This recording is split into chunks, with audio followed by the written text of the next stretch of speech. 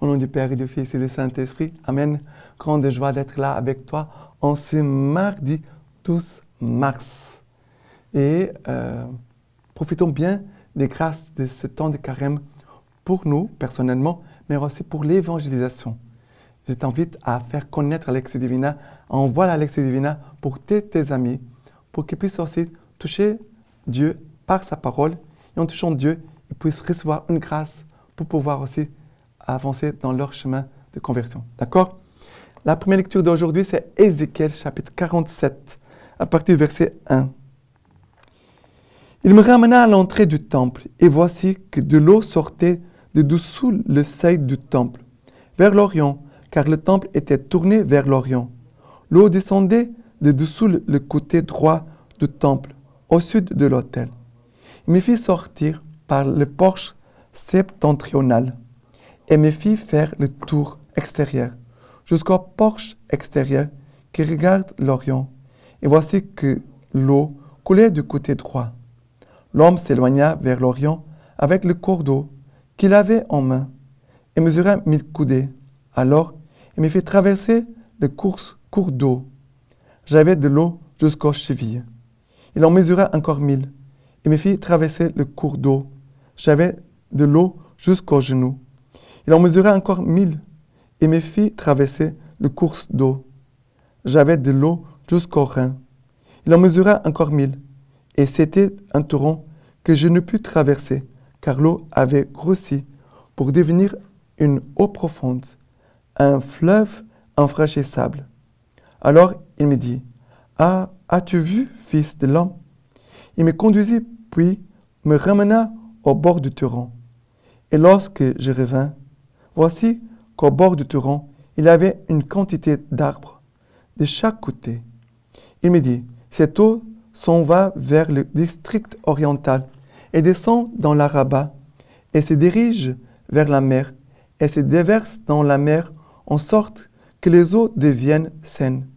Partout où passera le torrent, tout être vivant qui y fourmille vivra.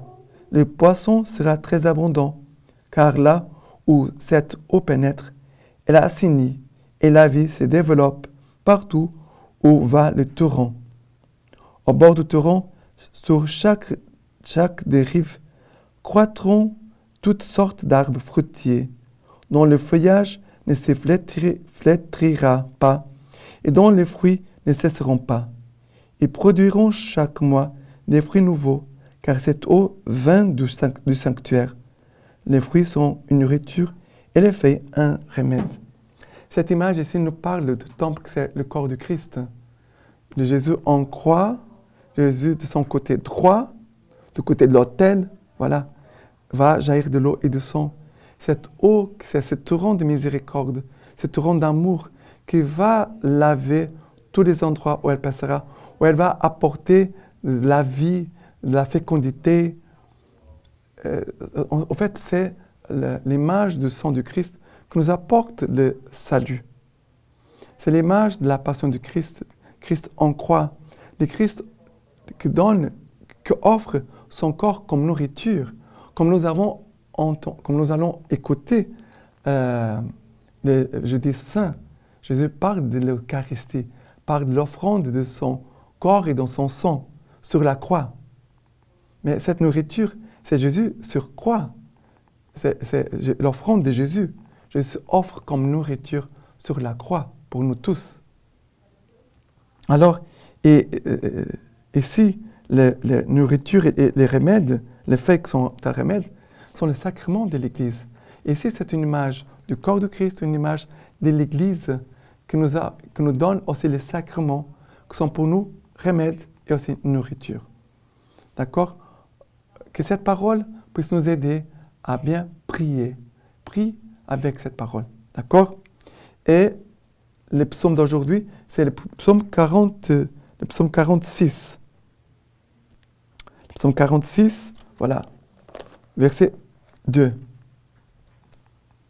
Dieu est pour nous refuge et force, secours dans l'angoisse toujours offerte.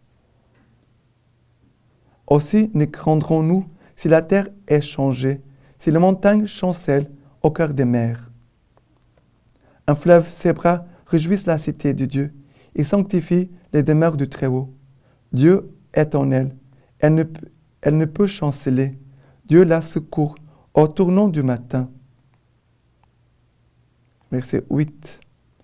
Avec nous, Seigneur Sabaoth, citadelle pour nous, le Dieu de Jacob. Allez contempler les hauts faits du Seigneur. Il met fin aux guerres jusqu'au bout de la terre. Alors, ici, le Seigneur veut mettre fin aux guerres jusqu'au bout de la terre. Accueillir la miséricorde de Dieu, accueillir la grâce de Dieu, accueillir sa parole, cela va produire en nous un fruit qui s'appelle paix. Et nous sommes en paix, nous allons vivre en paix aussi avec les autres. Le Seigneur veut nous bénir par cette eau qui vient du sanctuaire, par les fruits et les remèdes des arbres qui sont les sacrements, pour nous communiquer sa paix. Une âme qui trouve la paix, elle pourra aussi aider toute une multitude à trouver aussi la paix auprès de Jésus. Mais quelqu'un qui n'a pas la paix, il va faire la guerre partout où il ira. C'est triste. Et maintenant, l'évangile d'aujourd'hui, c'est Jean chapitre 5, à partir du verset 1. Après cela, il y eut une fête des Juifs et Jésus monta à Jérusalem. Or, il existe à Jérusalem une piscine probatique qui se dit en hébreu Bethzapta et qui a 5 portiques. Sous ces portiques gisait une multitude d'infirmes, aveugles, boiteux, impotents, qui attendaient le bouillonnement de l'eau, car l'ange du Seigneur se lavait par moments dans la piscine et agitait l'eau. Les premiers alors à y entrer, après que l'eau avait été agitée, recouvraient la santé, quel que fût son mal. Il y avait là un homme qui était infirme depuis 38 ans. Jésus, le voyant étendu et apprenant qu'il était dans cet état depuis longtemps déjà, lui dit, « Veux-tu recouvrer la santé ?» L'infirme lui répondit, « Seigneur, je n'ai personne pour me jeter dans la piscine, quand l'eau vient à être agitée, et le temps que j'y aille, un autre descend avant moi. » Jésus lui dit, « Lève-toi, prends ton grabat et marche. » Et aussitôt l'homme recouvra la santé, et prit son grabat, et il marchait. Or, c'était le sabbat ce jour-là. Les Juifs dirent donc à celui qui venait d'être guéri, « C'est le sabbat, il ne t'est pas permis de porter ton grabat. » Il leur répondit, « Celui qui m'a rendu la santé m'a dit, prends ton grabat et marche. » Ils lui demandèrent, « Quel est l'homme qui t'a dit, prends ton grabat et marche ?» Mais celui qui avait été guéri ne savait pas que c'était Jésus. En effet, avait disparu, car il avait foule en ce lieu. Après cela, Jésus le rencontre dans le temple et lui dit, « Voilà que tu as recouvré la santé, ne pêche plus, de peur qu'il ne te revienne pire encore. » L'homme s'en fut révélé aux Juifs que c'était Jésus qui lui avait rendu la santé. Car c'est pourquoi les Juifs persécutaient Jésus, parce qu'il faisait ces choses-là le jour du sabbat. Alors, et ici, cette piscine, bien sûr, c'est la piscine de notre baptême qui veut nous purifier de tout le mal.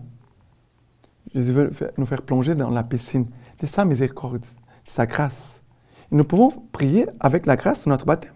Même si j'ai 50 ans, je peux toujours prier avec le moment où j'ai reçu le baptême. Et demander à l'Esprit Saint qu'il renouvelle en moi toutes les grâces de mon baptême. Première chose. Et c'est cela que nous faisons à la veille pascale. Mais ici, il y a quelque chose de très important. Dieu nous a donné la vie, Dieu nous a donné sa grâce, nous pouvons marcher comme cet homme qui marche.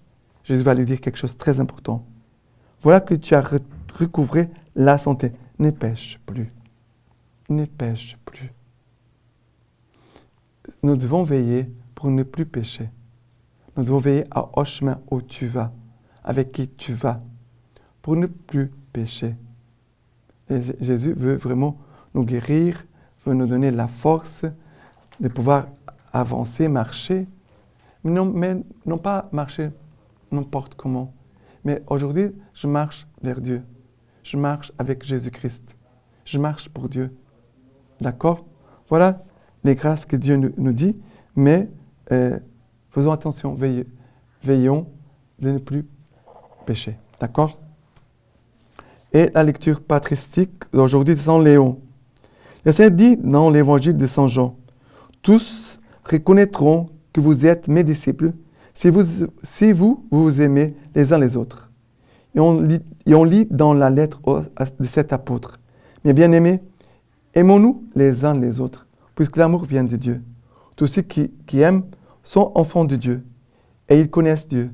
Celui qui n'aime pas ne connaît pas Dieu, car Dieu est amour. » Maintenant, je vous laisse la bénédiction par les mains toutes pures de la Vierge Marie. Dieu Tout-Puissant vous bénisse et vous garde, le Père, le Fils et le Saint-Esprit. Amen.